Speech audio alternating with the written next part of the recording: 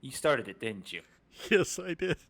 Don't worry, Good I'll let it. evening, good morning, and good afternoon or night. Welcome to the Ebsamena podcast. I am your host. I am Cade from Cade Time, and my other host is Interloper Kita. Hey there, how So, you doing? so, what are we talking about today? We are going to be talking about a wonderful game that has been around for 30 plus years, at least I believe, and that is Magic the Gathering. I love that game.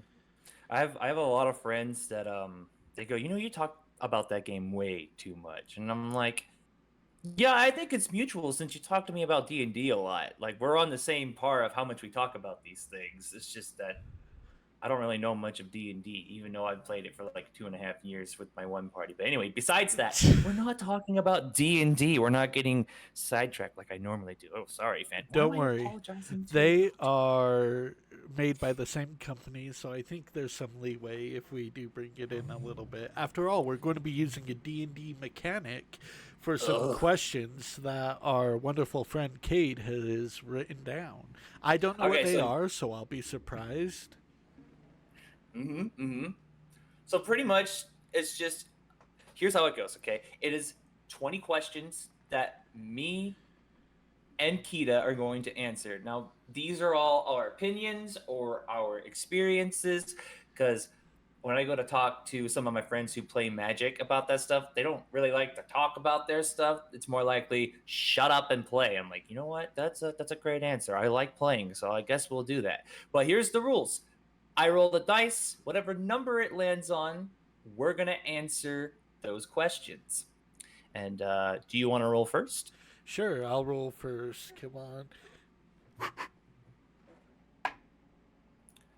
Oh, I got. also, before you get the number showing, Yeah. also the ones that we don't answer, because we're probably going to do this again, will go to the next time we visit this topic.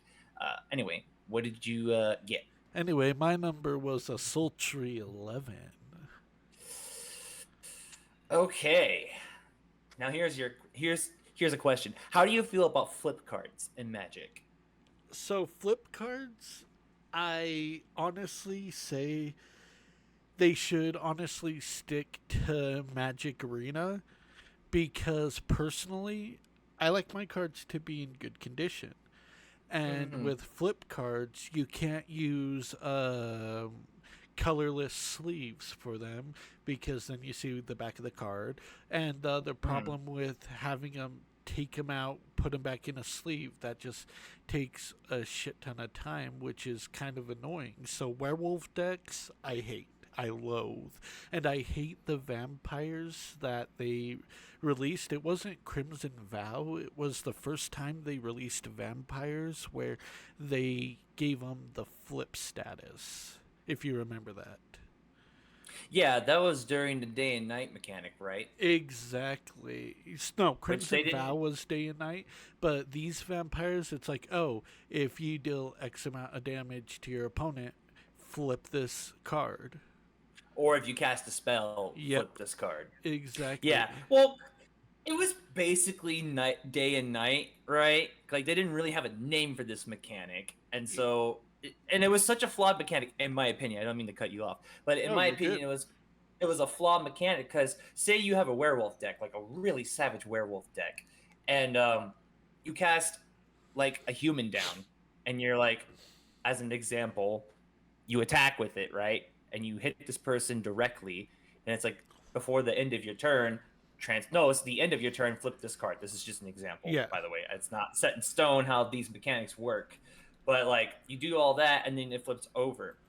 But also, it would say if a spell was casted uh on your opponent's turn or whatever, then you would have to revert that card back to being what it originally was. And it was like, I don't know. I have this super awesome like 4/4 werewolf with like vigilance and trample, and then some jerk just decides to cast two spells on their turn, which means I have to flip this creature back to being And a let's 2/2 be human. honest, if you're running a deck like Squirrels or insect or goblins, those things are 1/1 spawns, essentially, Hmm. and you could easily cast two spells without a second thought, and then your opponent is left wide open. Yeah. I just like, even if they found a way to make like a really good thing for the flip cards. Personally, I think what they should have done was, those old magic cards where it was like it's not a flip card, but what it is like it has one thing where it's like legendary creature something something something, but you can turn the card into another card. Yeah, Like, I think they should have done that, because in that way, it's like, first of all, you're not wasting more ink and paper and money by creating another card list that says, "Oh yeah, by the way, this is what I draw, so I have my werewolf dude on the side." Like, you would save more money that way, in my opinion. Like, what oh, are you you would. doing, Wizards? don't don't do that. If you're so worried about losing money, well, you're already setting your money on fire with that hat trick. Oh, yeah. But it's like you should have just done that, because then it's like, oh, if it's like day or night or whatever the situation is, you just turn the card, and it's that one. It's like, oh, now it's daytime. Ah, crap! Now I gotta just turn this card back over, and it would have Yep. been so much easier and so much better, and it would have cost way less money to do that. So I don't know what they were thinking of.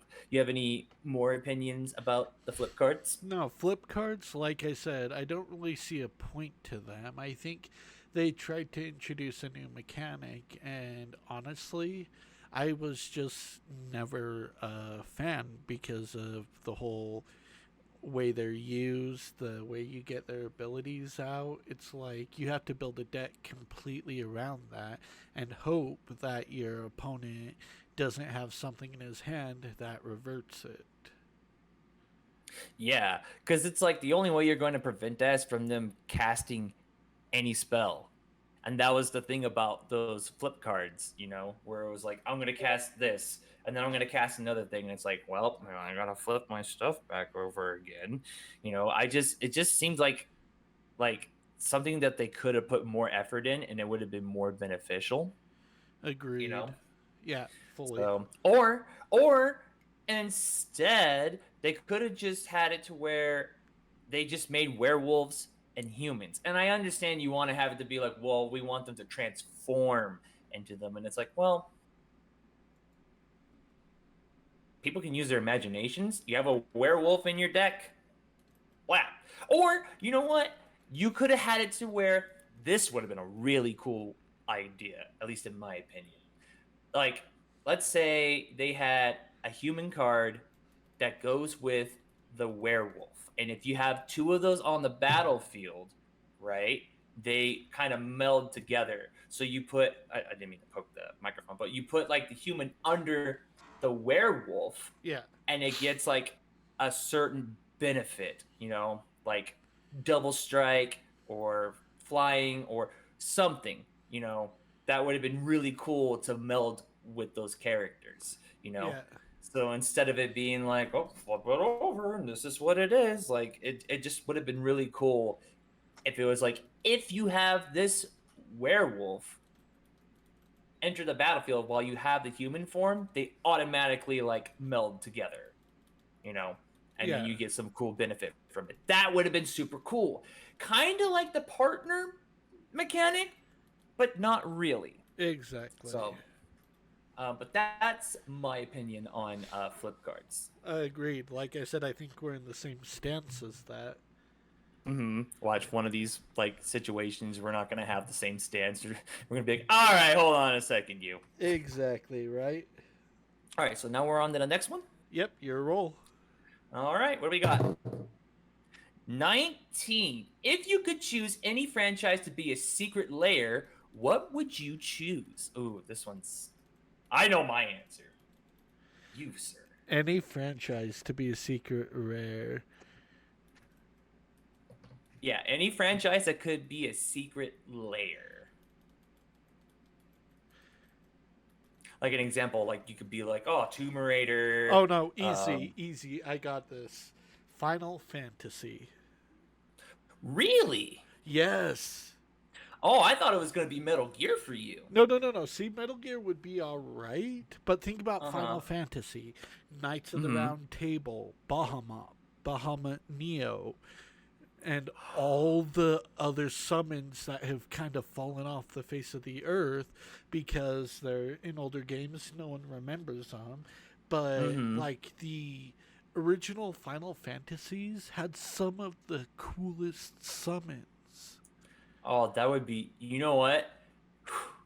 That that probably beats mine out of the water. I didn't even think of that, but that's so cool because you could be like, dude, you have Ifrit as a mountain character. Yeah, You could have Shiva or Leviathan as an island, and you yeah. could have Ramu or what's the other one that's like lightning?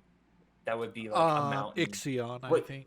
Yeah, you can either have Ramu, you can have Ifrit. Dude, there's so many Or not only that, but think possibilities. about Final Fantasy X, the Magus sisters, Anima. Oh, Anima alone. Oh my god. Yojimbo. Yo, Jimbo! Oh my gosh, that would be so cool! I didn't even Exactly. think about this. Oh man, Yo, Jimbo, See, the and Magus Final Fantasy, with sisters. how many they like have come out with, the summons alone would be powerful creatures on themselves, but then you'd have the main characters as creatures as well, because you have the monsters from Final Fantasy, you have the Mm-hmm. main bosses like Kefka, Sephiroth, and Mm-hmm. Edea, the Queen of Darkness, I think. Mm-hmm. But you have all these people who would be so amazing. And if you played the older Final Fantasies, you know that they could have some spicy flavor text. Like if you played the Mm-hmm. original Final Fantasy VII, when you find out there's another guy with a gun grafted arm, and you Mm-hmm. actually have to fight that guy. Mm-hmm. And so I just think Final Fantasy as a whole, if they did a crossover, I would probably go into debt collecting those magic cards. Bro, I'm not gonna lie, I would probably hunt down those secret layers too, because honestly, like I don't have this as like a number on like the questionings, but in my opinion, I think secret layers are kind of dumb. And my They opinion are on that is, and on my opinion is because I don't really care about the artwork. I want power, is what I want. blasphemy. Okay. Well, yeah, I know that a lot of people are gonna be like, "I'm sorry, what? This is an outrage. We go for that because of the artwork." But look at the new Exactly. secret layer that's out though with the Lord of the Rings one. It's like, dude, all of these secret layer ones for the Lord of the Rings are like 15 cents to 20 cents, maybe 50 cents, but they all are going to cost like 50 to $40 because of the art? No, thank you. If you're a Lord of the Rings fan, fine. Oh, speaking I of alternate art, guess. you know there Mm. was actually a big thing that happened that people found out about and they weren't too happy about. Mm. So, do you remember Crimson Vow and Midnight Hunt? Yes, yes, I do. Okay, you know the double feature, right? Yeah, the grayscale one. Yeah, apparently all they did was put it in Photoshop and put a grayscale over it. They didn't make custom black and white artwork. And the thing is with that, I only say that to say this, is Mm-hmm. that for the price you were paying for a box of the double feature, you could buy a box of Crimson Vow, a box of Midnight Hunt for Mm-hmm. the price of the double feature So you're actually getting less than in the you would double buying those feature. separately. Yeah. Yeah, that would rub me the wrong way. Yeah, that rubbed a lot of people the wrong way, and I'm like, well, thank God I never really bought the double feature because the gray cards were cool, but Yeah, the grayscale's cool, but I don't know. Wizards has been doing some weird stuff, and I hope that they stop doing these like really weird practices because I really love your product, Wizard. If you ever catch wind of this podcast, yeah. don't look at us saying you're a terrible company. We just want you to do, and I hate this phrase, just do better. And what I mean by better is stop gouging your fan base.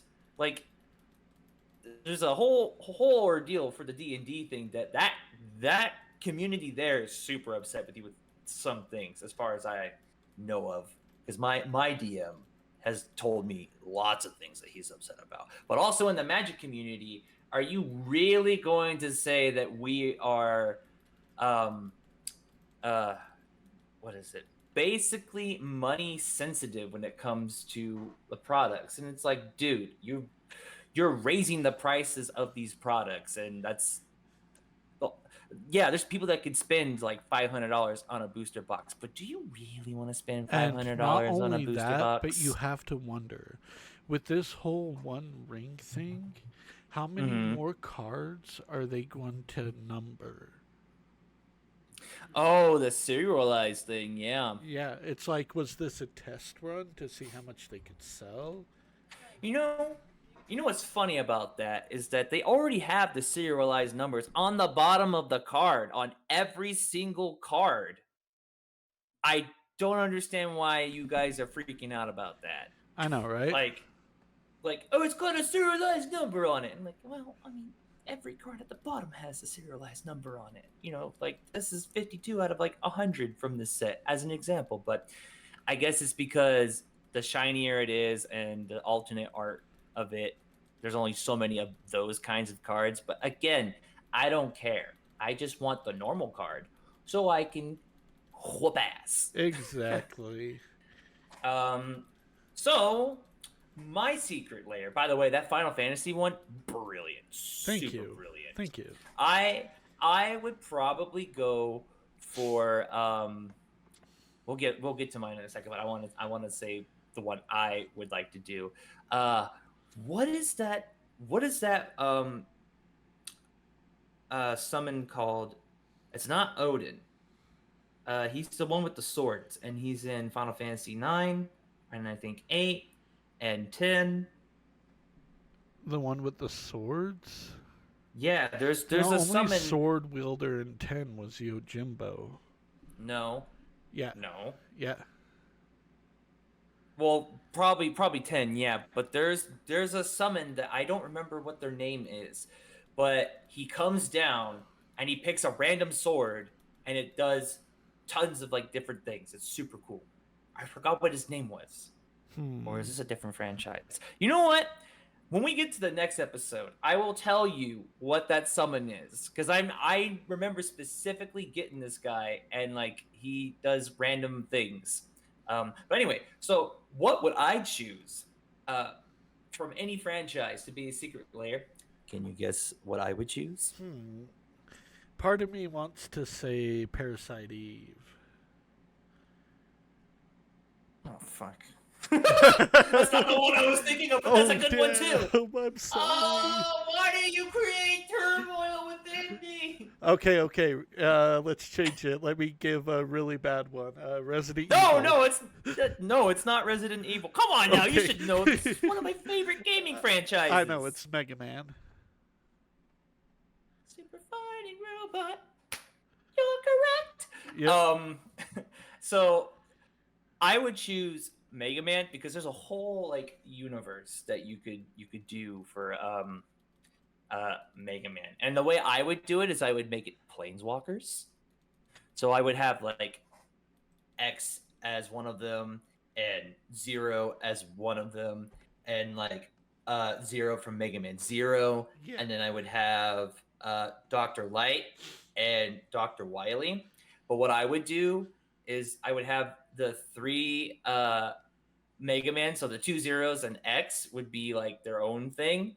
But like you know how some cards will be like, here's this brand new name and this new art, but on the bottom of it, it tells you exactly what the card is. It's just Yeah. the name and the art is different to fit the basically the world of that franchise. Yeah. So what I would do is I would have Dr. Light as Urza, and I would have Dr. Wily as Mishra. Not bad. But who would you have See? as Tafari? Screw Teferi.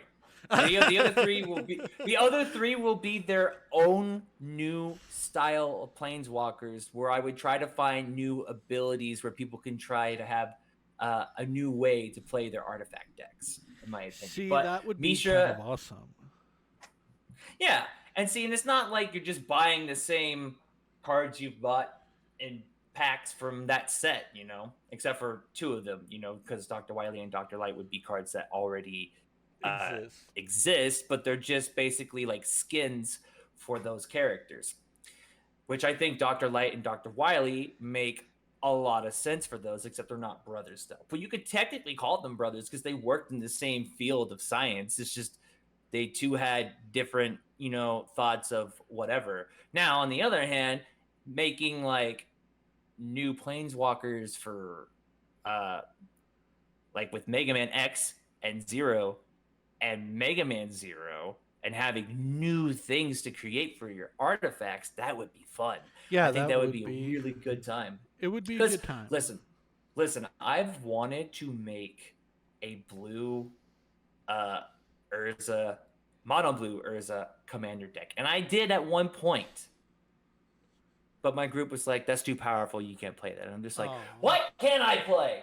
Apparently Okay? What nothing. can I play? Cause I can't play anything. see, Not my me zombie and deck, you, not my goblins, we not my have Urza. a tendency to make decks where we're like, oh, this seems fun. It shouldn't be too powerful, and yet when we put it into practice, it's like, okay, never mind. Like the other day when I was like, hey, check out this Omnit deck where I have like 3 creatures that do the same thing whenever a land comes into play, and you just like sent me dots. I was like, Yep. it's not that bad, I swear. Oh, It's not that bad. Shit, it's not. It's not like I'm gonna like reshape the earth and then put them on the battlefield, and I'm going to like find a way to destroy my lands to bring them back on the battlefield See, in the next if turn.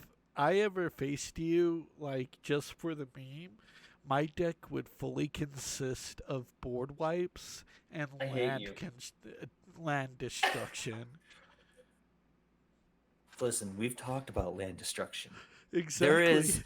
There is a rule amongst almost all Magic players, and the rule is you don't destroy their lands. You can mill my deck, you can counter my cards, you can pin me to the wall, but you do not destroy my lands. Oh, don't worry. There's a white card where it destroys lands, but the next turn it gives 2 lands back to each player. I'm gonna tell you So this. I'll right give now. it back. Just I'm not gonna, as I'm much gonna, as you had. I'm gonna tell you this right now. You ever do that to me in a game of Magic, the next game we play, it's not gonna be fun.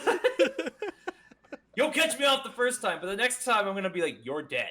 There is no way of looking at it. And if I know, don't right? win, that's fine. I'm gonna make it to where you don't win. Exactly. It's like I'm going to make sure to do just enough to take you out. Yeah, I'm not gonna tell anybody anything. Because what's gonna happen is the looks on their faces. You're gonna be like, "Are they having a war right now? I know, right? Shut up, Carl. We're fighting here." Exactly. It's like, okay, we'll just focus on each other for now, and you guys focus on each other. All of a sudden, first board wipe hits. Cole, I thought we had an unspoken agreement. But Steve, I love you. I know, Cole, and I love you too, brother. But sometimes you just gotta let go. Oh god! Wait, could you imagine if I put the ultimate squirrel combo with a board wipe and a land destruction?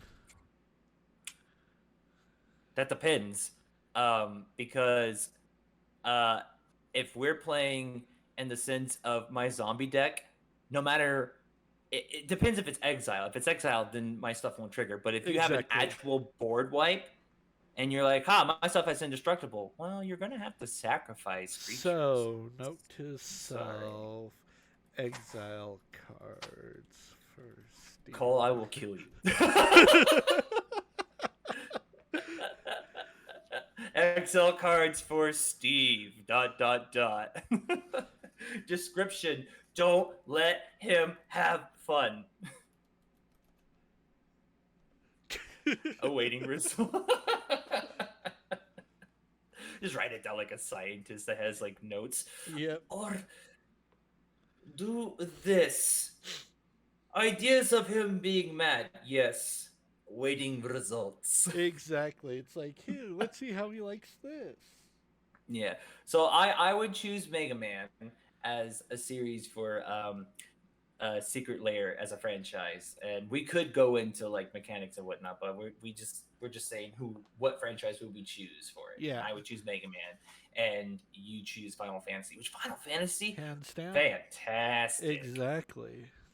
It's the Um, only way to do it. yeah.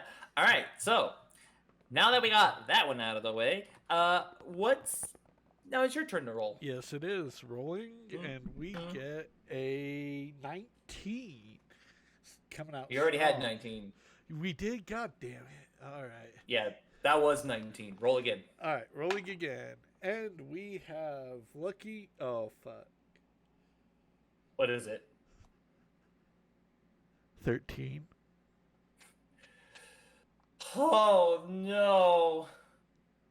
The All one right. question I know, because I was The curious. one question you asked me, and you were like, we have to have 13 as something that's ridiculous and like kind of negative. And I was like, I already Yeah. got you covered. And you were like, what is it? And I was like, what's your thoughts on Magic Arena? Oh, Magic Arena, I wanted it to work so good. I wanted it to come out so well because I love playing Magic. I love card games. I Mm-hmm. enjoy it. And if you don't have money to do that, then hey, Magic Arena, perfect example. Mm-hmm. Mm-hmm. However, the amount of bullshit that is put into that game, where if you're winning too much, it actually screws you over with too much land. You could draw all your land and only get high powered creatures, so that way you can't do that. Oh, you want to switch it up and make everything cost like 1 to 2 mana? Okay, you'll just get flooded with land even more and only one creature in between. Mm-hmm. Or it'll give you the different steps to your plan out of Mm-hmm. order, and that will throw the whole Ow. game off. Rather than if you took the same deck, you Mm-hmm. shuffled it, table shuffled it, random shuffled it, did a casino wash. Each time you'd get different results. Rather than MTG Arena, where if you're winning too much, you know what you're going to expect. Yeah, that's yeah. For me, it was the opposite. It was either I would get a bunch of lands and like a couple of cards, or I would get a bunch of like creatures and I would get one land. And like you'd think, oh, if I'm playing goblins, like as an example, I play goblins. I love goblins. You know, you're like, oh, it's usually one costing, two costing, but you get one land for like the entire game. And I'm like, now wait a minute. I build my decks in a particular way, pretty much in a very scientific way. You have 20 creatures, you have 18 spells, and I have 22 lands. Yeah, This is for like a 60 card deck. Now, the modern style, I could put like four of anything in there, yeah, which I don't really like playing like that anymore because you give me the option and I have all the stuff. I will make something that I get 95% of the time, and I'll have my stuff down. But other than that, you know, it's like I have a particular way I do my decks where I usually get what I want. And if I don't usually get what I want, I could still work with something that I have. And I usually get a good amount of like 3 lands in my hand, and the rest is whatever the deck offers.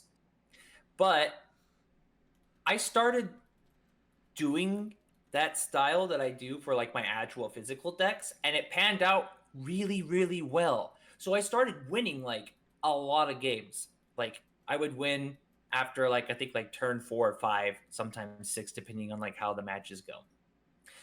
And I'm like, dude, I'm smashing with this deck. It's super fantastic. It's aggressive. It comes out hard. Bam! I should be able to win almost all the time as long as somebody else has like a witty deck that like, you know, goes against mine and they can like find a way to win. But I started to notice after like 5, maybe 6 wins that like my deck would just stop working the way I want it to. And after like 3 matches of my deck basically saying, "Nope, sorry. I just don't feel like it." I was like, "What the hell is going on here?" Like, I know my deck isn't trash, Yeah. okay? I know it works really well. And it's not like it's super overpowered, right? It just comes out quickly. Yeah. And like I have cards that work really well with it. However, it baffles my mind that they can just do that. Now, I'm wondering if that's intentional, like that's how they designed it, or if it's like some weird glitch. But because some people are saying it's done on purpose, and they're like, there's like facts of like how it's been done, and people have done a lot of research on it. I'm like, okay, well, I'm not gonna go that deep into it, but I just think it's weird that like after so many wins, like my deck just decides to go, I'm having a vacation. You can figure this out on your own. It's like, all Exactly. right. No matter what you play or what you try. Let me tell you this. There was one time I was running a blue mill deck. Pretty easy, Mm-hmm. pretty common, right? Mm-hmm. Hedron Crab, one cost mana, right? Mm-hmm. And then you have enchantments and stuff to cancel their creatures or tap so they can't really attack you. Mm-hmm.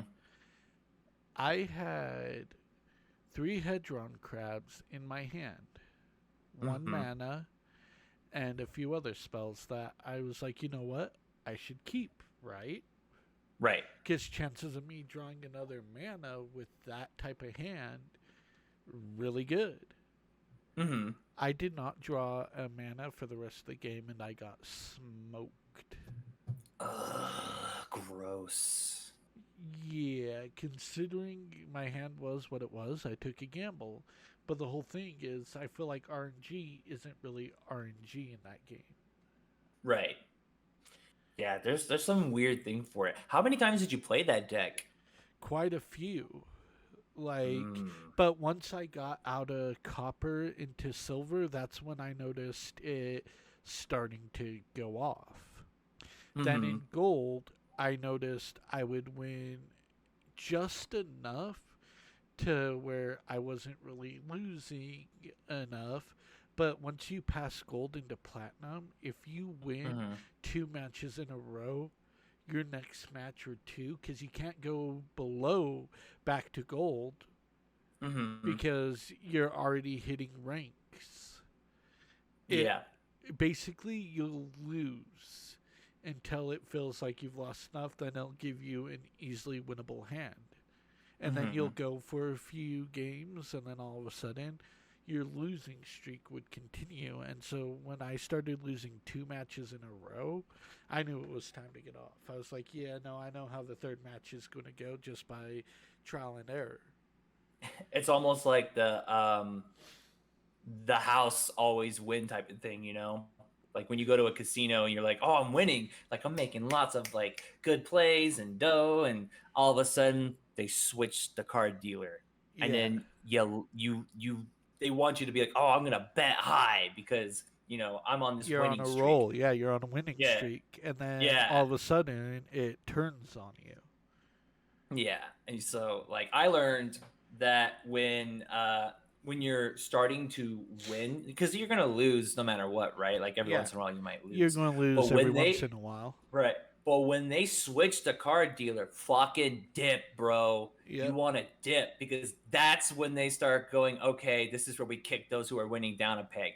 You dip and find another place to do your thing while you're in the house. Like, oh, okay, well I'm gonna go play slots or something. Oh, yeah. That's what I started to do. Like the couple of times where I know this isn't like magic stuff, but the whole point is that when you're starting to lose, you're like, you know what? I'm just gonna dip because if I keep playing, I know I'm gonna lose and it's gonna put me in a bad mood. I gotta go like walk off and like chill out or something. And But the other thing with Magic Arena is why would I want to spend money on digital cards? Yes, you can get free cards by creating them and that type of stuff. However, if you want to get the cards you want, you're going to have to shell out some money. Why would I do that when I'd prefer the physical card? mm-hmm. And Well, that's more value. And the thing is it just feels better to me to get the physical card than a digital card that probably won't see play much. Yeah. Well, the thing about me and this goes to like all online games. The thing to me about Magic Arena is that one day it will probably shut down because as far as I know and remember, Arena's not doing so hot. They might be making numbers still for like people buying cards and whatnot, but like it's not doing so hot as far as I know of from like other YouTube channels and like people who are really like into Arena. But Yeah. like I think the real question is instead of buying cards on there, why would you buy sleeves for your digital cards? Now I know Exactly the right. answer. The answer to that is that well, I want to have the aesthetics of the art on the back of my cards. Okay, that's fine, I guess. I think it's dumb though, you know? I Yeah. mean, like the original backing of the card is still awesome. Like right now I have this card on my table. It's the hard card from the commander of Castle of the Broken Halo. Like the back of it is super dope. It looks like a book. It's got the magic, it's got the colors, it's got deck master. Like that shit's dope. I tossed that behind me. I don't know where it fucking went, but whatever. Um, I'm pretty sure that's gonna pick up in the background. Oh, it Uh, probably hit the fan. yeah, Um, it is something. yeah. Yeah. I mean, I get it. Like, listen. I'm not saying don't buy digital sleeves for your stuff. If you're having fun with the game and you want to buy like sleeves for it and whatnot, do it. You know, I don't Yeah. think you spending money on something that you enjoy is a waste of money. And I don't Exactly. like it when people say like, "Oh, that's a waste of money." It's like It's like girls and their I am. nails. Let's not get into that topic. um, but um, but like in my opinion, I think it is a waste of money.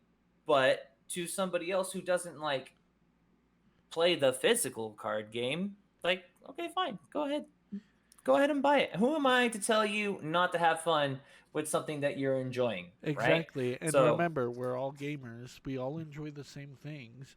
Just because we view mhm, things differently doesn't mean that we're against everything about that. It's like, hey, if it brings you joy and it makes you smile being able to see the mhm, sleeves you digitally purchase, go for it.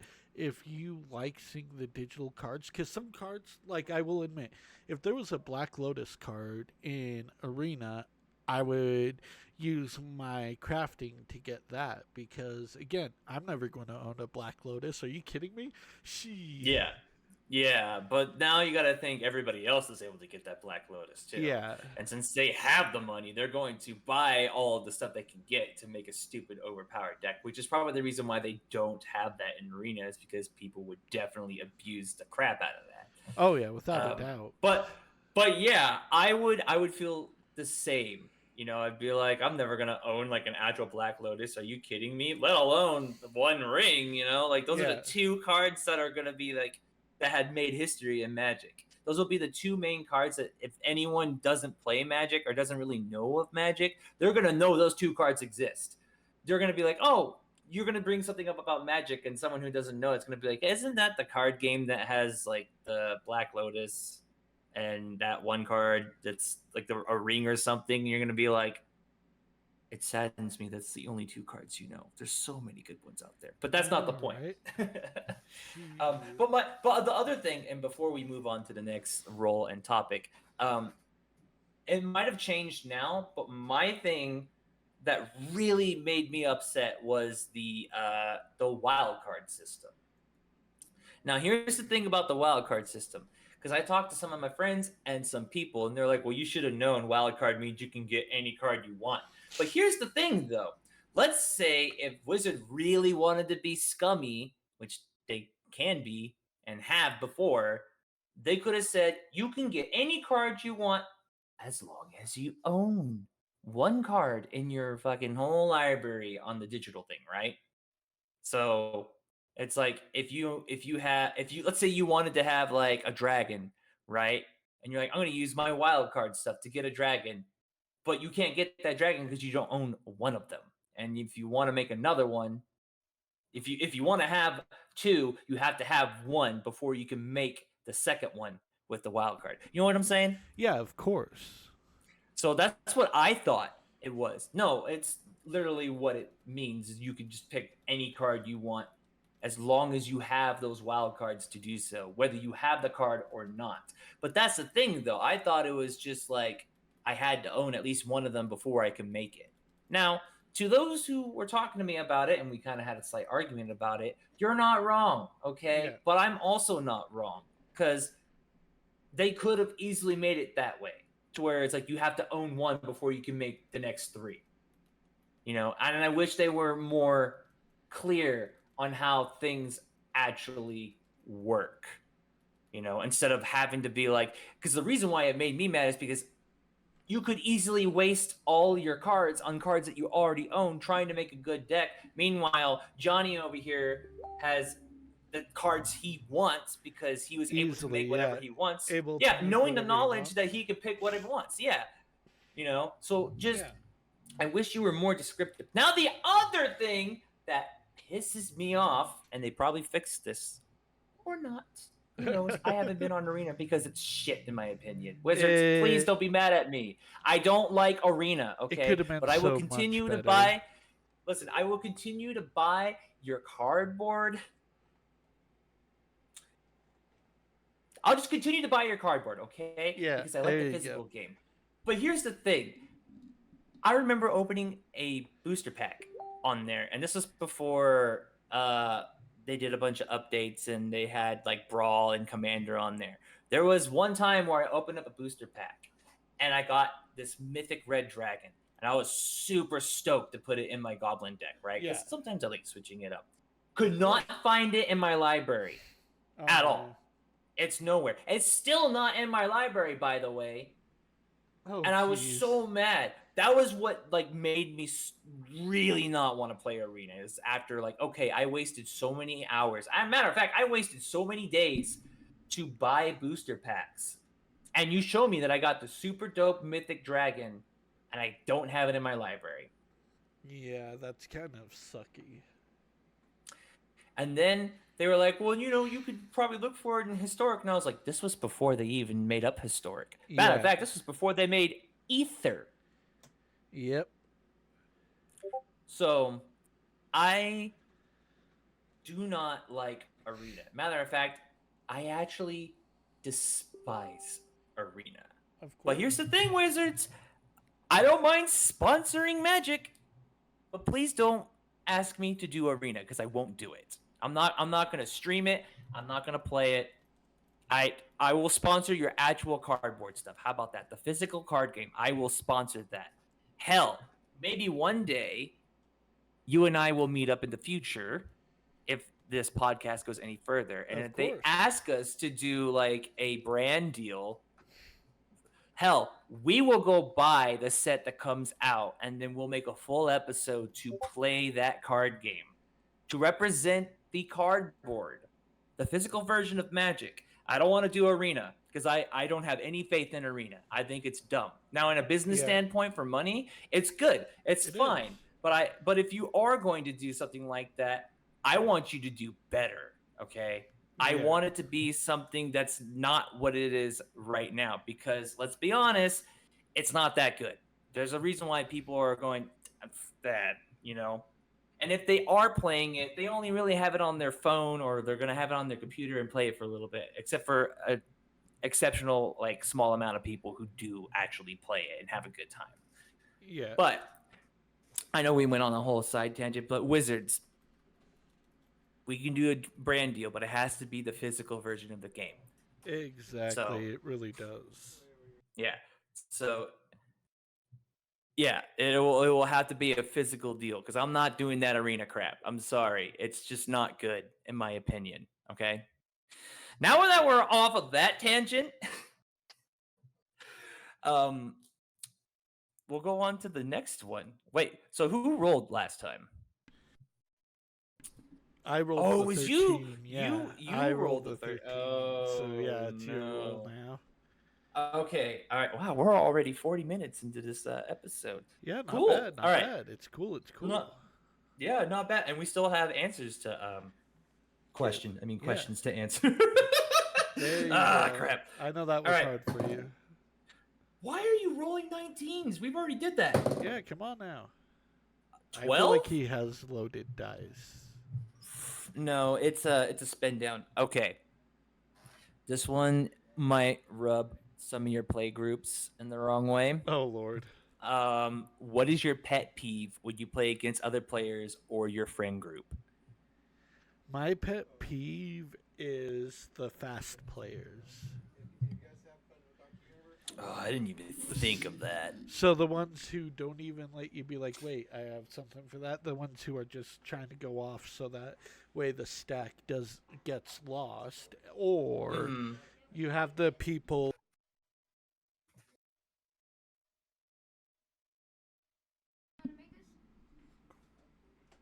All right, or you I'm. have the people. Sorry, I got distracted for a second. You ADHD at its finest, or you have the people who are the fast players, just trying to rush through things so that you don't get to pay attention to the stack. Mm-hmm. Or there's two others. There's the infinite combo players, Mm-hmm. where a combo goes infinite and you die without doing anything because Right. that's what happens. And then the other one is when they grab your cards without asking. Oh. Yeah. Could you give an example of an experience of one of those that you recently had? The last time you played Oh, Magic. easily, easily. One of the times that I had was someone was trying to speed through Magic. I feel like they were trying to speed run to victory. So Mm-hmm. I was playing my Tasha deck. Wonderful Planeswalker. Pretty brutal.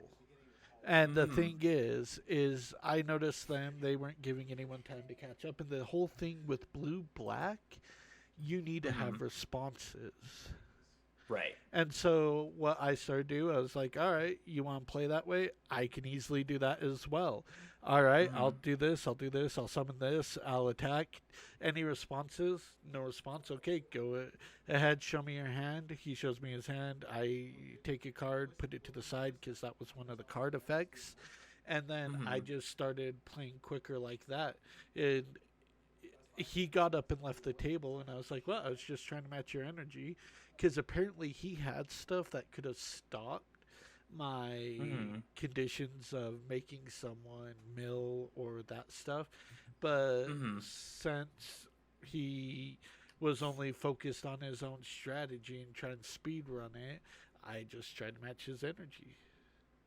Mm-hmm. The other time is Earthcraft. Wonderful card,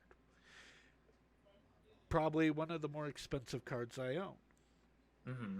Because if I'm looking right now at Earthcraft, that card is. Let me see. If we're going to shop for it, just a basic Earthcraft is going for about $160. Dear God. And that's the card where you tap an untapped creature you control to untap basic land. That's hilarious. And so the fact that people have just tried to reach for that and read it kind of is like, okay. And this is the whole thing. If you pulled the one ring, whatever, or if you're playing with expensive cards, you know how Mm-hmm. easy it is to palm stuff and all that. If you have someone who's experienced in it, I'm not saying Yeah. I am. I'm just saying Mm-hmm. you could easily lose expensive cards, and that's why I no longer do Yu-Gi-Oh tournaments. Is because I've had some cards stolen, and it's like, yeah, no, that's bullshit. Yeah. And that's what got me out of Yu-Gi-Oh back when I did play it back in the day before synchros and all them. Yeah. See, uh players like that hate me because when it's their turn, I'm always watching them. Like I always keep a peripheral on players who are not their turn, but when it's like that person's turn, I always watch them. So when they're like, I'm gonna play a land, I'm gonna play this, I'm gonna play that, and I'm like, right, so what did you just play? And I'm like, I'm like, read it out to me. Yeah. And then they go to read it out and whatnot. I'm And like, then okay. yeah. Yeah, like, oh, players hate me when I do that. But at the same time, it's like, dude, if you're going to cheat, I'm going to kill you like right out the gate. As soon as I start finding out that you're kind of like cheating your way on the system, I'm killing you first. That's just how it's going to be. Like I do that all the time because they think they're super good, right? And it's like maybe you are good, but like why are you like trying to like make it to where people don't notice it? And that kind of goes in with the like I have that saying, the 90% yuckery, 10%, skill, which is not even my phrase. It's my old playgroup's phrase, which means like if you're not paying attention to what I put on the battlefield, because they're not the type of people that would like cheat their way to win, right? It's basically the thing is like if you're not paying attention to what I'm doing and you make the wrong play, that is your fault. That's the whole 90% thing, you know. But and the 10% skill, it's just like you just got to know the cards and how to play them, and then you're fine or whatever. But like it's funny. Like okay, I got a story for y'all. Okay, so I had a buddy I who was love telling me story about times. this. It's not a love story. It's a hilarious story. Oh well, So funny stories are even better. so I had my buddy who was playing Magic with like five other people. And he had one buddy, he was starting to win, right? Like he was getting his stuff down and everything. And then um my one buddy was just kind of like he was saying like he was just kind of like looking at him funny or whatever. And then the guy who is like starting to win was like, "Oh, I'll be right back. I'm gonna go do something." And at the time, they all smoked weed. They were all super high at the time when they were playing this game. And so he was telling his buddy, he was like, "Hey," he's like, "I want you to play along with me. Um, I'm going to I'm gonna trick him in some way." And he's like, "All right, yeah, I'll play along." And the guy comes back and he sits down and he's like, "All right, I'm gonna draw my stuff, whatever." And my friend was like, "Nah, you had your turn. You played your turn and then you left." And he goes, "What? No, I didn't. No, I didn't." And he's like, "Yeah, you don't remember casting down that equipment artifact, Mehrunes dagger?" And he's all, Oh, you are horrible. I and see where he's this all, is going. yeah. See, he's like, no, no, I'm pretty sure I haven't played my hand yet. I just draw it. And his other buddy was like, "Nah, man, you totally laid down that artifact and tapped your lands and everything because he had tapped lands before he could do whatever."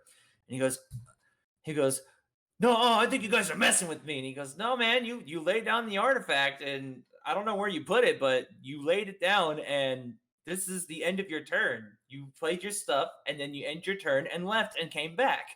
And he goes, "No, that's bullcrap." Blah, blah, blah, blah, blah, blah. And he's like, "I quit." So he scoops up all his cards, puts his stuff back, and then he goes off to like smoke a cigarette or whatever. And they're all playing while he's doing his thing, and he comes back, and my buddy was like, "Hey, you know that Mehrunes dagger is from like Oblivion, right?" And like his friend looked at him, thought about it for a second, and he's like, "You piece of shit." Oh my god, that is horrible, but I love it. I love Well, the everything thing about was, it. the thing was, dude, is that like they were all like super high, Yeah, right? so no And one so could like trust you anyone. could you could easily dupe somebody that, and I know this because I've smoked weed before. Um, because I remember here's another side story that doesn't really involve with magic, but the fact that like you can easily dupe somebody. I remember one time me and my brother were like having like this thing, and like basically what it came down to was that I was like, "Hey, you're gonna buy pizza tonight," and he goes, "No, I'm not," and I'm like, "Yes, you are. By the end of this night, you're buying pizza." And so like you know, I kept telling him like I'd wait 30 minutes. I'd be like, "Hey, you want to buy pizza?" And he's like, "No, Steve, I'm not buying pizza." And I'm like, "All right, okay, that's fine." And during my high school times, you know, I remember I had that squabble, and then I came out and I had my joint in my hand, And by the way, I don't condone any of this. If you're an adult, then you do whatever you do. But kids that are listening, don't do this. All right, just don't do it. So anyway, um, I love the segue, but we should also mention that these podcasts are meant for a more adulty or nerdy people. Like, yes, well, we could have younger things listen, but the thing is we don't really want to narrate towards that. right. So that's why I was giving out the warning. But here's the thing, though: like, kids are gonna watch this anyways. But like, it's already like an hour into this podcast, and I don't think they're really gonna get to this point to like hear that. But like, if you do get to this point, don't do any of this, okay? Don't dupe people into doing things. Don't just don't, like So what Steven is saying is he used to gaslight his friends. well, we all would gaslight each Oh, other. fair enough. Yeah, I And you mean, still do it to me to this well, day. hey, we're not I talking know about for me. a We're not fact if talking we're about me listen. right now. If we're playing Magic, here's the thing: if we were playing Magic, I know you would try to gaslight me in some way. Yes, I Like would. if we if I we if definitely we would. had a whole group of buddies that played Magic, I know for a fact that you're not going to ask me first, okay? Because I already know you too well in a sense. Well, So you I'm see, gonna watch you. Hold on, I'm gonna watch you do it to other people, but I'm not gonna say anything. It's a learning experience. oh, that's true. Because Yes, it's not like you're gaslighting to hurt somebody, exactly. right? See, Like magic is also politics, and that's the thing. If you do something wrong, you become the threat. yeah, like if you're a seasoned Magic player, you know you've had this scenario. Hey, Cole, see that guy over there? If we don't kill him, he's gonna kill us. Now I propose you this: if you don't kill me, I will beef up your creatures on your turn to kill this guy. See, and yes, I know I've had conversations like that. So yeah, it is completely logistical. Yeah. So anyway, back to the story before we move on to our Oh, last side note. dice roll The for funny yeah. thing is imagine playing Commander. Someone's the threat, and you're able to pull a phase out, and then the next person throws down a Whisper Silk cloak and equips it to your face. So anyway, back to the oh yeah, your phage thing. I'll get back to the story in a second. But your phage thing, I swear, bro, I would destroy that in a heartbeat. As soon as you go to attack, I would be like, I'm gonna poof your artifact so I can block your phage and hope I live the next turn. Oh, and see, that's the worst thing is if she gets blocked, because I believe she's like a 4/4, but she has Death Touch, so that's the hmm only thing she has going for her. Yeah, but here's the thing though. I'm not afraid to block with creatures. Well, of course, because you understand you have to lose some to win some. And there's a lot of like new or players who have been kind of playing for a little while who still do that. But sometimes you gotta block with like the least creature that's gonna help you beneficially. But here's my thing though.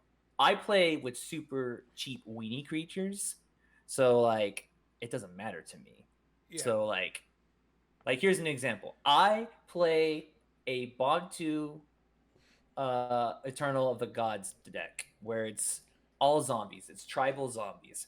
And I have it to where it's okay, blow up my board or attack me with creatures because whenever mine die, you have to sacrifice that many creatures or double that because I have Dictate of Erebros and Great Pack. Oh, So, yeah.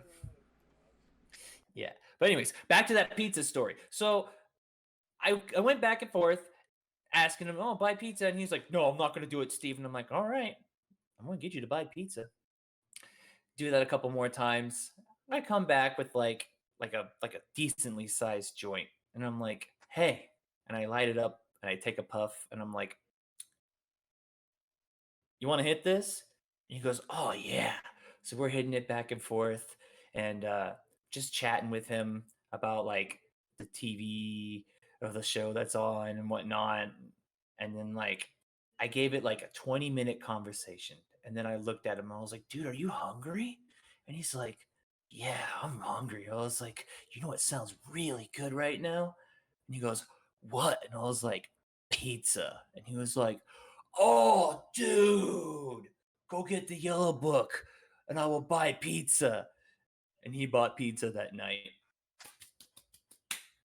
And it was a fair trade because he got some stuff, I got some stuff, and we both got pizza, but he paid for it. Oh, there you go. But it was funny because the next day he was like, did I buy pizza last night? And I was like, yeah, you did, and it was delicious. He was like, you suck.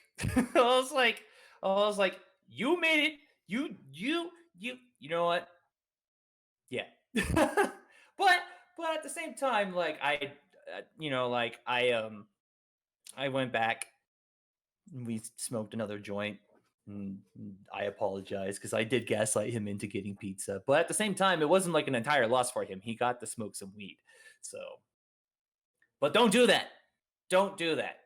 Don't gaslight people. It's not okay. Unless you're playing Magic and you're wanting to win, then yes, go ahead and gaslight. But yeah, that's the one story. Okay, so we're on our last one, right? Yes, we Cool. are. I do believe we are. Mm. Okay. Who's rolling? Are you I, rolling or am I rolling? you know what? I'll roll for the final one. Let's get something good. And that is a nat 1. This is actually a good one to end off of. How did you get into Magic and what was your first set block? So you see, I got into Magic from an ex, and it's because she gave me a card called Phage the Untouchable, and it's a card I Here we still go back to have. a circle. Exactly, it all comes full circle. She's my favorite card. She was my first card I ever got before going into Mm. Magic because again, my friend, my ex was like, "Hey, you like the black cards and stuff?" Because before I was like, "Hey, those are cool art," like, and she knew I was into like card games, so she taught me how to play and everything else. This evil person also was the inspiration for my squirrel deck years and years later. It all comes full circle. But she played her squirrel deck with like those banned cards, but they were official Magic release. I don't know what they were, but they had like the silver border. Mm. But she gave me a Phage the Untouchable and was like, "Here, I think you'll like this." And I'm like, "Oh, you're right. The art is really cool on it." And Mm. then from there, when I got hired on at Subway, I played Magic with my boss, and my boss hired me strictly because he knew I loved to draw. And then we found Mm. out that he was a Magic nerd too, and I was like, "Yeah, I play a little bit." And then he gave me a card called Avatar of Woe. Mm. And those two cards I still have in my collection. So I guess the set I started really playing and collecting would have had to be the 10th anniversary of Magic with Phage the Untouchable that they released in that. Mm. So yeah, pretty fun stuff. Okay. But what was the first set block you bought? So like Oh, say as that an I bought. example, Oh the full shit, box, by the way. the full box. For that, it would have had to be. It was one of the Liliana boxes back when Planeswalkers were starting, and I can't Mm. remember what set block it was because it's been a while. Maybe I could show you a picture and you could tell me what set block it was from because you know again set blocks more than I do. Here's the picture of the set block, and I actually got that card when it did come out from that block. I want to say that's either Innistrad or um oh, what set is that from? What set is that from? Because I have that card. Yeah, And that's like a $50 card. it is. It's the the Liliana one that's like cost 3 and it does something really ridiculous. Exactly. Um, I I know what you're talking about, but I can't think of the name of the set though. It's all Um, good, but you know what I'm talking about. yeah. So you started Magic, um, like because I know I started Magic before you at this point then Yeah. because mine was like way back, and I'll tell you which one mine is. But I think this one is like I think it's like 5 or 6 sets. Maybe I could be wrong, but I want to say it's 5 or 6 sets uh more than the one I started with because at the time Wizard was making like 3 to 4 sets a year instead of like pumping out a bajillion things now, which is another thing that you need to stop doing, which is like you need to actually take time with your sets because now they're starting to kind of mold in together with like some new abilities. It just annoys me now that it's like that. But anyway, so this was the first set you opened. How did you feel when you opened up this new set? It was actually kind of awesome, and it was back in the day where cell phones were kind of hit and miss because again, cell phones weren't really a big thing there. Hmm. So we would go. Each one of my friends got a box, and we would go open them and put decks together, and then we would actually battle each other with those. Hmm. So, in all totalness, it was fun. It was exciting. The thought of what's going to be in this pack, what's going to be in this pack.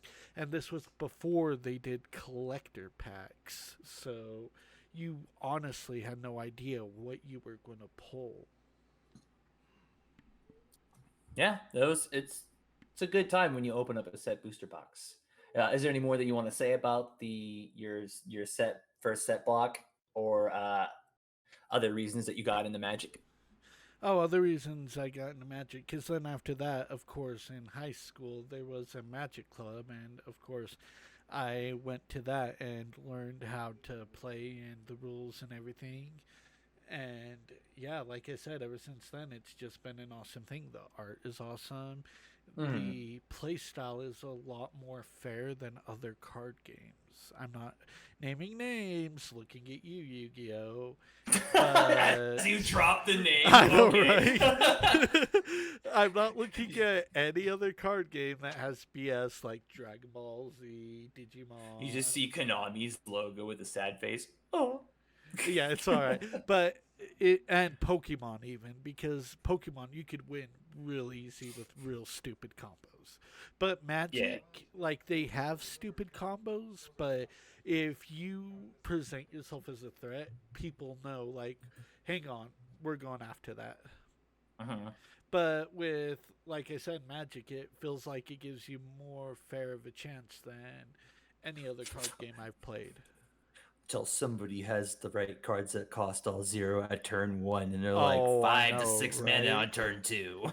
And you're just like, what Oh, is this shenanigans? exactly. Um uh for me, how I got into it was is that remember the buddies I was telling you about the story where they were all smoking weed and Of course, of they kind of course. like playfully gaslit their friend into basically conceding, and then when he came back, they were like, "Oh yeah, that item doesn't exist. We just somehow made you forfeit."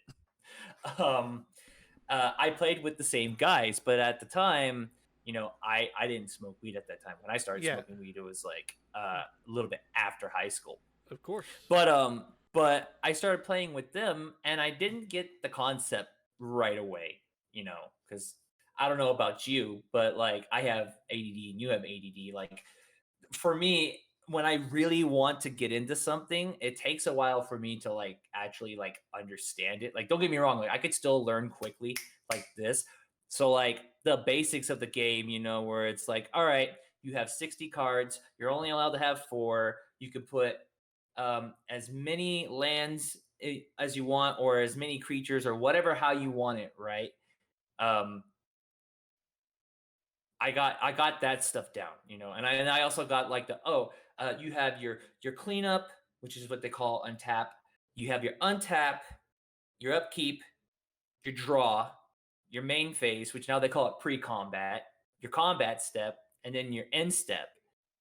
No, your second main phase, and then your end step. So like how I usually say it to people, because I don't like the pre-combat, combat, and then like end combat. I'm like, that's stupid, because like I get it, it makes sense, but I don't like that. It's not the way I was taught.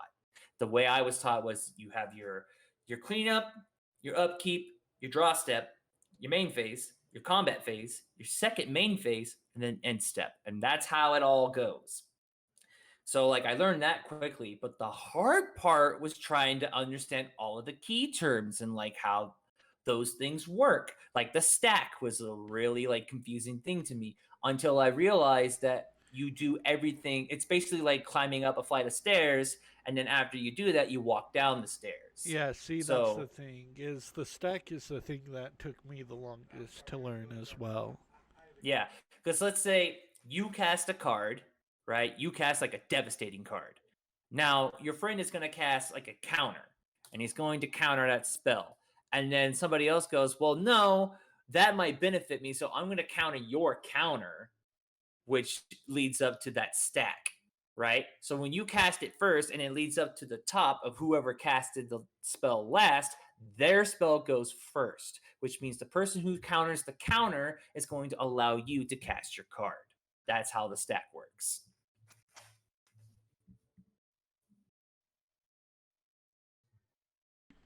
You, Yeah, makes are you alive? sense. Yeah, I'm here. I'm Yeah. following you. That was like one of the hardest ones for me. Now the other one that was really hard for me was first strike and double strike. Oh, yeah, that's right. That I was a forgot really when they confusing one for me. introduced that. Mm-hmm. That Because they were was like, "Well, difficult. double strike is the same thing as first strike," and I'm like, "No, it's not." And then the thing was that once I finally caught the concept, it's not first strike. It just works like that depending on the situation. Doesn't mean it is first strike. Double strike is that your creature hits first and then hits again. That's double strike. And then first strike is if my creature has 1 point of damage higher than your defense, or is exactly that, I'm going to hit you first, and my creature lives if my damage is either the same or higher than your defense. Yeah. So like that was like the confusing parts for me. And then like um so anyway, off topic on that. So I got into Magic when I was playing with my friends. They were telling me like this cool card game, blah blah blah. Because I've tried Yu-Gi-Oh, I've tried Pokemon, and it just never caught my eye, right? And I liked Pokemon because I played it on my Game Boy at the time, but the card game, it was like it just isn't doing it to me. But I think what caught my attention for Magic was the artwork. So like I really enjoyed the artwork, so I started getting into that more. And then when I started actually Yeah. really getting into Magic, the first set I started was New Phyrexia. The set that like really made people question Magic because of the whole paying Exactly. life for mana. You know, there's that one card you pay. You can either pay a blue, so like an island, or you can pay 2 life. And it's like, look at target player's hand, draw a card right out the gate. Like, say if it's your turn and the game is just starting, you lay a land down, you cast that by paying 2 life. Because why would you pay a mana when you can be like, I am going to uh, look at your hand, then I draw a card, and the next turn, you know this person has something wicked, so you're going to save all your stuff with that person. But Exactly. New Phyrexia was got me into it, and there was a bunch of really cool cards that like I thought they were cool, and like I was like, oh, this could be cool, and this would be cool until this day, because I'm constantly looking at my cards. You can ask Kita. I will show him cards that are they're just like commons or uncommons, but he'll see them and be like, if I ever see that, I'm killing you first. Yeah, no, So same thing with him to me. If he knows the combo's coming, because me and him think really similar with our games and the way we play that we know to target yeah. each other. But here's the thing. I want you to make a zombie deck one of these days. Not like mine, but I want you to make a white and black zombie deck. Oh, that gives me way too much to work with. I like it. Here's the reason why. I want you to make a white black zombie deck because I want it to be whenever you swing with a creature, they lose one life. And since you're going to make tokens of them, I want them to lose a bunch of life. You see where I'm going with this? Of course, but then you have things like exquisite blood, along with certain zombies that can help me make you lose Mm-hmm. life, you know. Mm-hmm. So, yeah, I am totally down. Plus, you know, there's a white card whenever a creature is brought out, including tokens. I believe you gain one life, and whenever you gain a life, your opponent takes a life, and whenever they take a life, you gain a life. Oh wait, that's an infinite Yeah. combo. I love you, Steven. No, no, no. Here's one better. So, without the infinite combo, there's a white zombie from Amaket that says whenever a zombie enters play on your battlefield, tap target creature. See where I'm going with this? So you put a Yes, and I'm bunch of not zombies liking into it. play. Okay. Yeah. Yeah. I mean, I have all these. So you get there's a white card that says whenever a token comes into play, you double it, and I have that. It's from Amaket. I don't remember what it's called though. But there's another black card called Endless Ranks of the Dead. I think it's from like Innistrad or something. And so you have Endless Ranks of the Dead triggers. Let's say you had 5 zombies, okay, Yeah. and you have to round it down to 4. So you put 4 zombies down. So now you have 9 zombies. But the other white enchantment will trigger, so you get to put 8. So you'll have 12 zombies. Now here's the thing, though. Um, you put the 8 down, and the white zombie's going to trigger, and it says tap target creature whenever a zombie enters play Yeah. on your battlefield. So here's the messed up part of it. All of that happens. 8 of them enter the battlefield. You tap 8 of that person or player's creatures, and then you get this artifact. Oh, man, I have all these cards. I just don't remember the name of them because there's so many of them. You have another card that says whenever a creature is tapped, they lose one life. Is it creatures or permanents?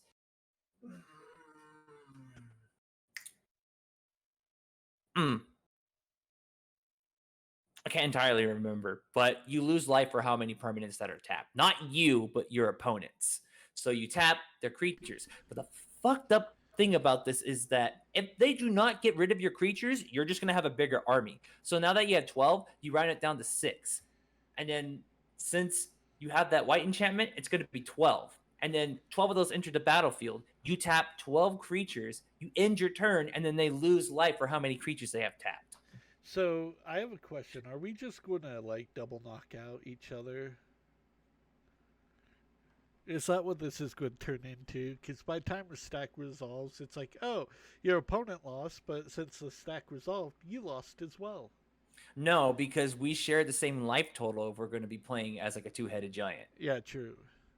So what happens is that basically it would be like a Shepherd of the Rot thing.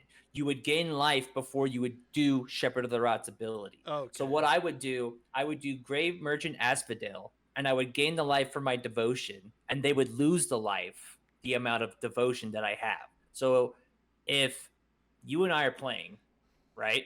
Yeah. We're two-headed giant in this case, and I put down Grave Merchant Asphodel. Um, they are going to lose. Let's say I had like 10 devotion, they lose 10, I gain 10. And then for as many zombies we have on the battlefield, I'm going to tap Shepherd of the Rot and make it to where everybody loses that much life. And you would think, well, that's kind of like gonna fire for you, right?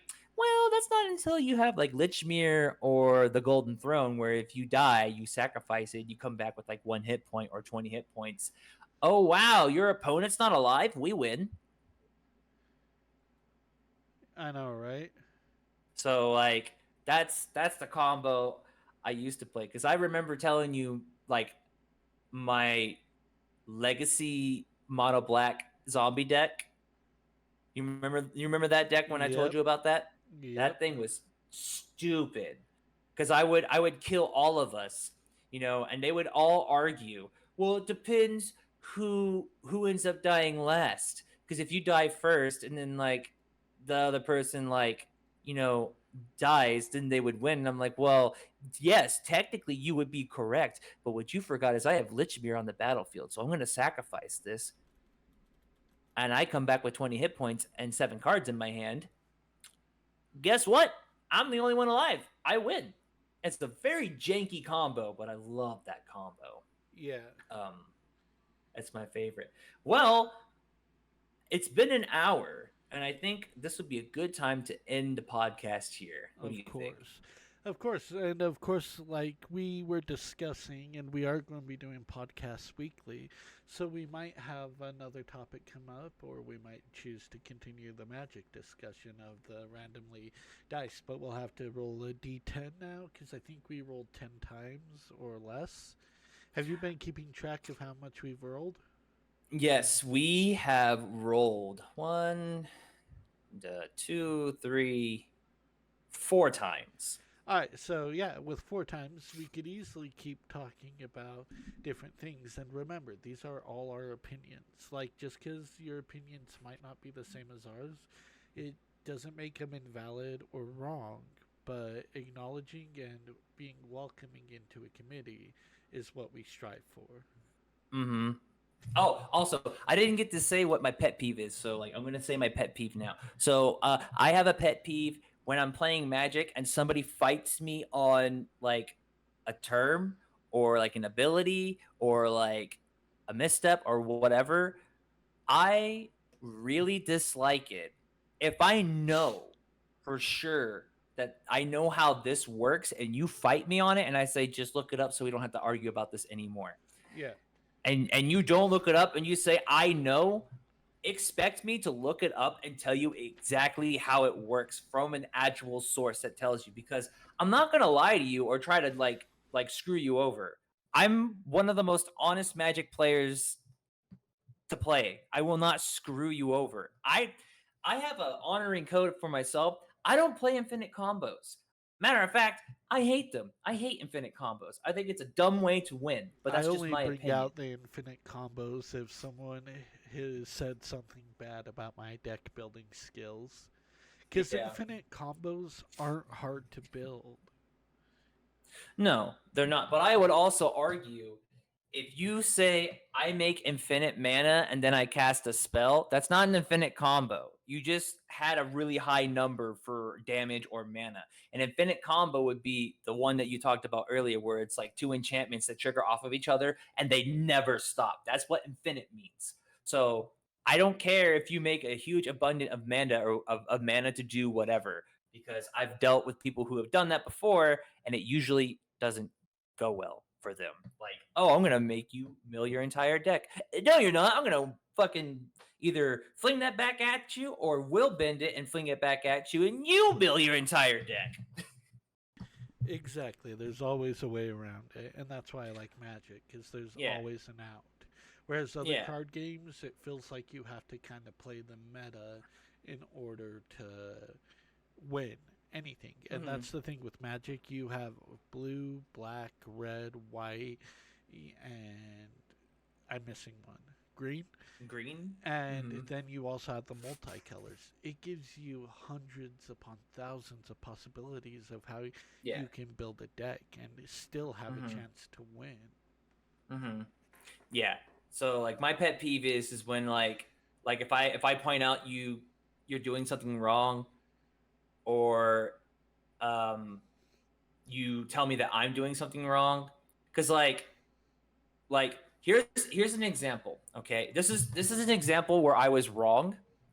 So I gave a buddy of mine. I had a really old card called Channel, and this was like the old version of Channel. All right, it had a huge layer of context. Now, normally I'm pretty on point when it comes to how to play the card and what their abilities do and whatnot. But I will always, if you think I'm wrong, and I'll tell you I'm pretty sure I'm right, and I look it up and I'm wrong, I will admit that I'm wrong. Okay? Because I want to play this game with the best honorable way possible. And that's by being, if you're wrong, admit that you're wrong. You know? Exactly. So, but this little story, I had me and my buddy, and I love this guy. You know, he's super cool. But we had this slight argument because I thought he was playing it wrong, and to a certain degree, he kind of was, but he technically wasn't wrong. That's the thing. So, like, what it was is that like I thought because normally when you cast a spell, say like a sorcery spell, if you cast it on the first phase or the second phase, that's it. That card ends right there after you do the ability. The ability is a one and done thing. But with channel, it states you can use your life as colorless mana until the end of your turn. That's on all phases. On all. Your main phase, your combat phase, and your second phase. You can do that until you end your turn. So once you say, okay, I end my turn, that's when channel fizzles. You can't do that anymore unless you find a way to cast it again. So my thing was is I thought it was like a one and done thing, right? And we had this huge argument about it. And um after we were done with it and it was the next day, I looked it up and I realized, ah, crap, he's right. So I told him the next day, I was like, hey, I want to apologize for basically fighting you on this about how that card is actually played. You were Yeah. correct. So, and we resolved that issue. But most of the time, I'm not wrong. And I know that sounds like a very like a I don't want to say narcissistic. There's another word for it. Like a me, like I'm right type of ordeal. But I'm Yeah. not trying to be that guy. I literally feel like I'm confident with my skills to tell you exactly how that works. But I'm also open to be challenged and find out that what I think is right could be wrong. And if I'm wrong, I will admit to that fault, if Agreed. that makes sense. Yeah, it does. So that's my main pet peeve is I'm when I'm like when I play something or they play something and I'm like, hey, that's not how you play that. You played that wrong. And I'm like, this is how you play it. And then we kind of argue about it. And I'm like, look, I don't want to argue about it. Let's look this up so we both can figure it out. If I'm wrong and I'll admit to it. But if I'm right, you have to play that card the way it's supposed to be played. Right? Unless you have some janky Exactly. combo that allows you to play it in a different way. But even if you find a janky way for that combo, you still have to play that card the way it's meant to be played. So another example, I'll give you another example where I had arguments with friends where they thought that they were correct because I'm playing my zombie deck, and if I don't do something this turn, I'm gonna lose. Okay, and I sat there for a good 10 minutes until I realized what I had in my hand was gonna win me the game. Okay, so I had like I'm let's just with you say as so an far. example at this. So let's say I don't remember exactly what the life points are, but let's make this as simple as possible. Let's say I had 10 hit points. They had 20 hit points. Now, here's the thing I had a bunch of zombies on the field, and it was way more than 20 zombies. Okay. So I was like, man, how am I going to get through this? And I was like, oh, I got Gem Palm Polluter in my hand. I guess I'll just discard this and draw a card. Here's the part where I realized that this was going to win me the game. When you discard Gem Palm Polluter, not only that you get to draw a card, target player loses that much life for how many zombies you have in play. So here's this. I discard Gem Palm Polluter. I draw a card, and I'm like, all right, you're going to lose this much life for how many zombies I have. And they're like, well, I'm gonna fog it. And I was like, I'm gonna look this up. And so I looked up. I kind of had to go through a couple sources to look for it, but you can't fog loss of life because loss of life is not damage. And when I started thinking about it more, it made a lot more sense. And we argued about this Oh for a no. good 30 minutes. Oh no. No, I fogged it. And I was like, read the card. The card says combat damage or any damage, depending what fog you use. It doesn't say loss of life.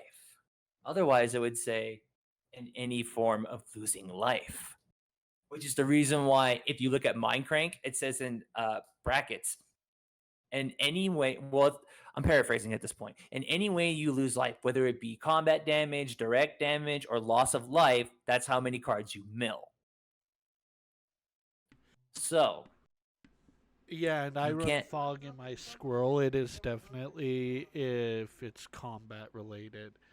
Oh yeah. So be prepared. If we ever play, I'm gonna Jim Palm Polluter your ass. Well, shit. Yeah, you're gonna be like, fuck, and I'll be like, nah, no, it's not damage. You still lose. I'll be like, but it But is damage. So are you going into combat? no, Yes. Well, then no, I win. no, it's not combat though. It's not combat because I look at it this way. It's basically wither for hit points. True. Think about it. Because like if infect is basically -1/-1 counters for creatures or anything that has like whatever, because it's not considered damage. You're Yeah. just withering away. But yeah. So that's my pet peeve is when people are schmine me about their stuff and they're like super rude to me about that. Like, because I'm trying to play the game as the best as I can in the most honorable way I can. But like other than that, yeah. Also, before the end of this episode, don't gaslight people. It's such a dick thing to do. Like if you're It with your is. friends and you're like just playfully like gaslighting them in like video games or whatever, like, oh hey, Cole, if you jump in that river over there, you'll get more mana or whatever. And he's like, oh okay, and he Oh, gets eaten by an bullshit. I know, alligator. right? Then that's fine because you're not doing it in the form of malice. You guys are two friends that are just like basically poking fun at each other. You want to But hear how I don't. gaslit my sister one time? Is it gonna be like a bad gaslight? Oh no, trust me. Resident Evil 4. We all know that, right? Oh boy, here we go. She was getting Yeah. into gaming a little bit, and what happens if you go and just start shooting the lake? This is in Resident Evil 4. Yep. Oh, I know what you're talking about. Yeah, And you I shoot it was a couple like, of times. yeah, she was struggling with that boss. So the next day she goes at it, and I was like, hey, sis, if you shoot the water, it kills the boss quickly. And she's like, really? Thanks. And I go pretend to leave the room, but I turn around in her doorway and I watch. You're such a jerk. And You're such a she jerk. shoots But the I love water, it. And all of a sudden, the creature comes out, grabs her, and she just screamed. And I'm like, oh, I love that. That's hilarious. Oh, yeah. I remember. This isn't gaslighting, but I'm gonna tell this little funny story before I. Wow, this really went from magic to like just whatever. That's the type of podcast we do. It's a little bit of whatever. But I remember one time, like, also again, don't smoke weed if you're a kid. Oh, all right. Lordy. So no, it's not that bad though. So like, We got like, Snoop Dogg. we over were. here. This. A Snoop Lion. Anyway, me and my buddy were sitting on the couch, and like we went before we started smoking, we went and got munchies because we were like, oh, we know we're gonna want munchies, and so we got munchies, and I'm sitting there. We're both on the couch, and I'm playing Resident Evil 1. And you know that room where like the crows are like on the chandelier or whatever, and there's the stairs that you can walk up. Yes. And I was sitting next to him, and I was like, yo, I'm gonna fight these crows with a knife. and he's in there, he's like eating whatever snack it was, right? And he like looks up at me and he's like, you're gonna die. And I was like, nuh-uh, check this out. And so I pull out my pistol and I shoot them. I shoot up in the air because you're not going to be able to like catch their attention if you're just swinging in the air, which is something I totally would have done. So I shot it once and then I pulled out my knife and like I'm like already at the verge of like dying, right? So I cut like a bunch of these birds into pieces, and like I'm standing there with my knife aimed at the floor and like I'm moving it around because like how when you get excited when you beat something you like jiggle the character around, you're like, yeah, I did it. And like my friend, he's sitting there watching, he's like, He's like, watch, knowing your ass, you're gonna die from like some small creature. And Oh out of Lord. fucking nowhere, a crow swoops at me and I die. And I Oh drop the no. controller and like all you hear from me is high as shit, dude. And I looked at him and I was like, why did you say that? Oh no. And he's like choking on the snack that he's eating and laughing. And like so I put the controller down, he puts the snack down, and we go outside and we light up another bowl. And he was like, I wasn't expecting that to happen. And I was like, you cursed me. Exactly. He cursed you. It was funny though. There It was was a lot of beautiful. times where I did a bunch of dumb stuff like that. So are we actually Um, going to end this podcast here? yes, we Let's should end it end it right here. here. Yeah, we Okay, okay. probably I know we should. went on a tangent. So here's some things that you should take away from this. One, if you are not at the age of smoking marijuana, don't do it. Don't smoke weed, okay? Cause When you're an drugs are adult, bad. do it. Kai. Drugs are bad, okay? But if you're an adult, it's whatever. I mean, like if you want to smoke weed or smoke cigarettes or whatever, fine. That's your prerogative because you're an adult. But if you're young, do not do that, okay? Like you have your whole life ahead of you to do things. Like you could be working out or doing like a more beneficial hobby, Oh you Jesus! know. All right, And so we know. also, shut up, Cole. But also don't gaslight people to hurt people. Gaslighting is terrible. But if you're like with your friends and it's like a video game and it's like you're just playfully tricking your Dicking friends because like around. yeah, you're just joking around, then Yeah. fine. That's fine or whatever because you're not doing it in the form of malice. You might irritate your friend because you might like make them break an armor piece or something, but Oh, you like I'm, acid I'm, breath? I mean, you don't see it, but I'm giving you dagger eyes. This is the spirit of Tina saying, Cole! I know, right? The funny thing is, you're like, "What's that breath? It didn't even hurt me," and then our friend has to tell you what it did. Well, how was I supposed to know? I was like, what is that? And Tina's like, it ruins your armor. And I could tell by the tone of her voice it was going to be something stupid. But now that I've known you long enough, you know it. Every time you're like, hey, Steven, no, I know when you're going to do something bad. You want to know how I know you're doing something bad? How's You get a that? jovial tone in your voice. I mean, you're not wrong. You have okay. The tone of your voice is the equivalent of having like that snaggle tooth when you're about to do something you know you shouldn't. True. Very true. Very true. That anime little chibi face with that one little tooth out. You're like, yes. So anyway, I hope you guys enjoyed this podcast. It was really fun to talk about this stuff. It was. We will have another podcast this Sunday, and I love y'all. You have a great day, night, and we will see you next time. Yep. See you in the next one.